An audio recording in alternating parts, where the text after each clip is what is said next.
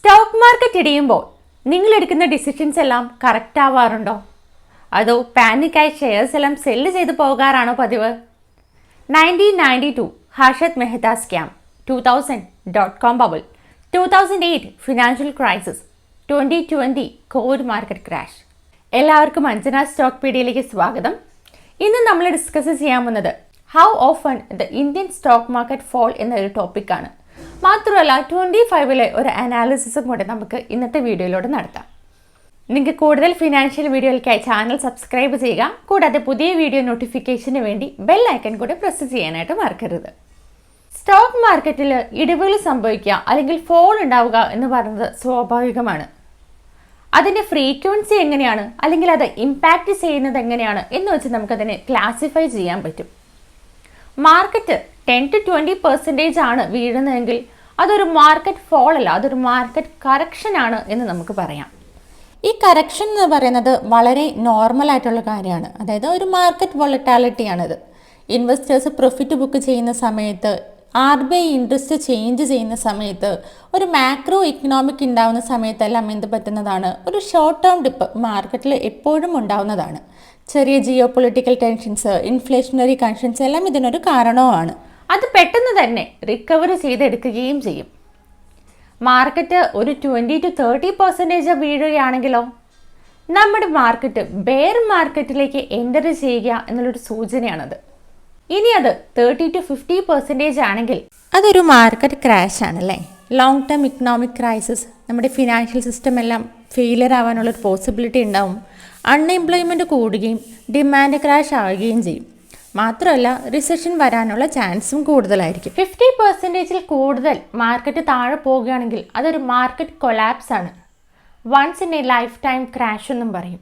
Global finance എല്ലാം collapse ആകും. Economic depression എന്ന് പറയുന്നത് 5 വർഷത്തിൽ കൂടുതൽ സസ്റ്റെയിൻ ചെയ്ത് നിൽക്കും. എൻ്റയർ ബാങ്കിങ് സിസ്റ്റം എല്ലാം ഡിഫോൾട്ട് ആവും.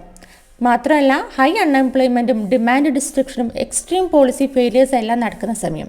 എപ്പോഴൊക്കെയാണ് ഇന്ത്യൻ സ്റ്റോക്ക് മാർക്കറ്റിൽ ഫോൾ ഉണ്ടായിട്ടുള്ളത്? 10-20%. അതായത് കറക്ഷൻ സംഭവിച്ചിട്ടുള്ളത് 2018 infrastructure leasing and financial service എന്ന് പറയുന്ന കമ്പനി ഇന്ത്യൻ സ്റ്റോക്ക് മാർക്കറ്റിൽ വലിയൊരു ആഘാതമാണ് ഉണ്ടാക്കിയത്. നിഫ്റ്റി ഏകദേശം 10% വന്ന് താഴ്ന്നു. 2022 US ഫെഡറേഷൻ അവരുടെ ഇൻട്രസ്റ്റ് റേറ്റ് കൂട്ടിയതും നിഫ്റ്റിയെയും ബാങ്ക് നിഫ്റ്റിയും ഒരേപോലെ ബാധിച്ചു. നിഫ്റ്റി ഏകദേശം 20%, ബാങ്ക് നിഫ്റ്റി 25% താഴെപ്പോയി. 2024 വലിയൊരു സെൽ ഓഫ് ആണ് നമ്മുടെ ഇന്ത്യൻ സ്റ്റോക്ക് മാർക്കറ്റിൽ സംഭവിച്ചത്. അതും ഒരു കറക്ഷന് കാരണമാണ്. നിഫ്റ്റിയും ബാങ്ക് നിഫ്റ്റിയും 10% താഴോട്ട് പോകുകയുണ്ടായി. ഇന്ത്യൻ സ്റ്റോക്ക് മാർക്കറ്റ് ബെയർ മാർക്കറ്റിലേക്ക് എൻ്റർ ചെയ്ത്, അതായത് 20% കൂടുതൽ താഴേക്ക് പോയത് 2000 ബബിളിൻ്റെ സമയത്താണ്. മാത്രമല്ല 2022 ഇൻട്രസ്റ്റ് റേറ്റ് സമയത്തും ബെയർ മാർക്കറ്റിലേക്ക് പോവുകയുണ്ടായി. ഇന്ത്യൻ സ്റ്റോക്ക് മാർക്കറ്റ് ക്രാഷുകൾ സംഭവിച്ചത് 1992 ഹർഷത് മെഹ്ത സ്കാമിൻ്റെ സമയത്ത്. സെൻസെക്സ് ഏകദേശം 50% താഴോട്ട് പോയത്. ഗ്ലോബൽ ഫിനാൻഷ്യൽ ക്രൈസിസിൻ്റെ സമയത്തും ഈ ഇടിവുകൾ സംഭവിച്ചു. 2020 കോവിഡ് പാൻഡമിക്കിൻ്റെ സമയത്ത് 37% മാർക്കറ്റുകൾ താഴെ പോയത്. ഇന്ത്യൻ സ്റ്റോക്ക് മാർക്കറ്റിന് മാത്രമല്ല ഗ്ലോബൽ മാർക്കറ്റ്സ് എല്ലാം താഴെപ്പോയി. 2025 ഇന്ത്യൻ സ്റ്റോക്ക് മാർക്കറ്റ് ബെയർ മാർക്കറ്റിൽ എൻ്റർ ചെയ്യുകയാണോ അതോ കറക്ഷൻ ഫേസിൽ കണ്ടിന്യൂ ചെയ്തുകൊണ്ടിരിക്കുകയാണോ? വലിയൊരു സെൽ ഓഫാണ് സെപ്റ്റംബർ 2024 മുതൽ നമ്മുടെ ഇന്ത്യൻ മാർക്കറ്റുകളിൽ നടന്നുകൊണ്ടിരിക്കുന്നത്.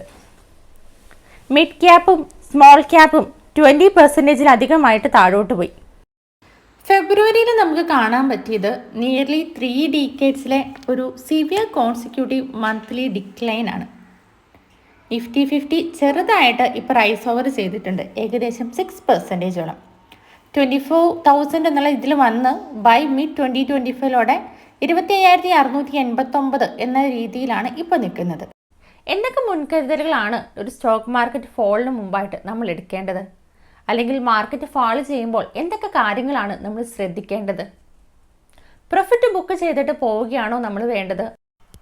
നിങ്ങൾ പാനിക്കായി നിങ്ങളുടെ ഷെയർസ് സെല്ല് ചെയ്ത് പോകരുത്. നിങ്ങളുടെ SIPകൾ നിങ്ങൾ എന്ത് ചെയ്യുക? കണ്ടിന്യൂ ചെയ്യുക. നിങ്ങളുടെ പോർട്ട്ഫോളിയോനെ ഡൈവേഴ്സിഫൈ ചെയ്യുകയും നല്ല ക്വാളിറ്റി സ്റ്റോക്സ് ആണെങ്കിൽ അതിനെ പിക്ക് ചെയ്യുകയും ചെയ്യണം. കാരണം നല്ല ബെസ്റ്റ് ബൈയിങ് ഓപ്പർച്യൂണിറ്റിയാണ് ഈ ക്രാഷിൻ്റെ സമയത്ത് നമുക്ക് കിട്ടുന്നത്. ഇന്നത്തെ വീഡിയോ നിങ്ങൾക്ക് ഹെൽപ്ഫുൾ ആയി എന്ന് തോന്നിയാൽ വീഡിയോ ലൈക്ക് ചെയ്യാനും ഷെയർ ചെയ്യാനും മറക്കരുത്.